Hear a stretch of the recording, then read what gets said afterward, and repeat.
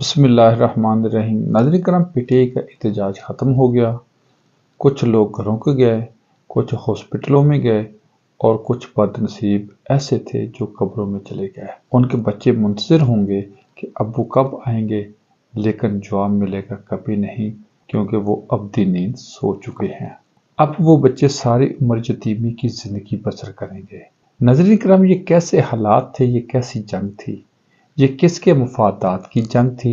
کیا یہ دین اسلام کی سربلندی کی جنگ تھی یا پھر پاکستان کی بقا کی جنگ تھی؟ جی بالکل ایسا نہیں ہے۔ جی نہیں، ہر ایک کا نقطہ نظر اپنا ہے، لیکن میرا نقطہ نظر مختلف ہے۔ کوئی مانے یا نہ مانے، یہ چند سیاستدانوں کا آپس کا جھگڑا ہے۔ یہ ہمیں لوٹنے کی باری لینے کی آپس کی لڑائی ہے۔ یہ ہمیں لوٹنے کی باری لینے والوں کی آپس کی لڑائی ہے۔ یہ ہمیں لوٹنے کی باری لینے والوں کی آپس کی لڑائی ہے۔ یہ اس کرسی کی جنگ ہے جس پر بیٹھ کر ایک شخص کو 24 کروڑ عوام کو 5 سال تک لوٹنے کا موقع مہیا کیا جاتا ہے۔ نہ تو عمران خان کے دور میں دودھ اور شہد کی نہریں بہہ رہی تھی اور نہ ہی شہباز شریف نے معاشرے کو جنت بنا دیا۔ اگر بات پیپلز پارٹی کی جائے تو حقیقت یہی ہے کہ انہوں نے بھی عوام کے دکھوں کا مداوع نہیں کیا۔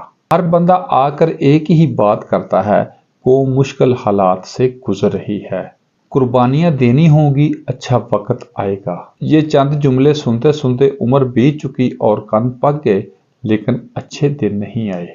سیاستدان قرضے لے کر عیاشیاں کرتے رہے اور قوم قربانیاں دیتی رہی۔ سیاستدان امیر سے امیر ترین ہوتے گئے اور قوم غریب سے غریب تر ہوتی گئی۔ اچھا وقت ان ابن الوقتوں کا آیا جنہوں نے کوئی عہدہ لیا۔ قوم نے سڑکوں پر ڈنڈے کھائے، جانیں دی، مگر ملک و قوم کی خاطر نہیں، دین کی خاطر نہیں، بلکہ ان کی خاطر جو برسر اقتدار آ کر قوم کو لوٹنا چاہتے ہیں۔ رحم کریں اپنے عزیز و اقارب اور اپنے بچوں پر، ان بے رحم لٹیروں اور اقتدار کے بھوکوں کی خاطر اپنی جان جوکھوں میں نہ ڈالیں۔ اپنی جوانیاں لٹائیں کسی مقصد کی خاطر۔ خدا نخواستہ آپ کے بچے یتیم ہوں تو آپ ان کے لیے باپ جیسی ریاست چھوڑ کر جائیں۔ اپنی جوانیاں لٹائیں کسی مقصد کی خاطر۔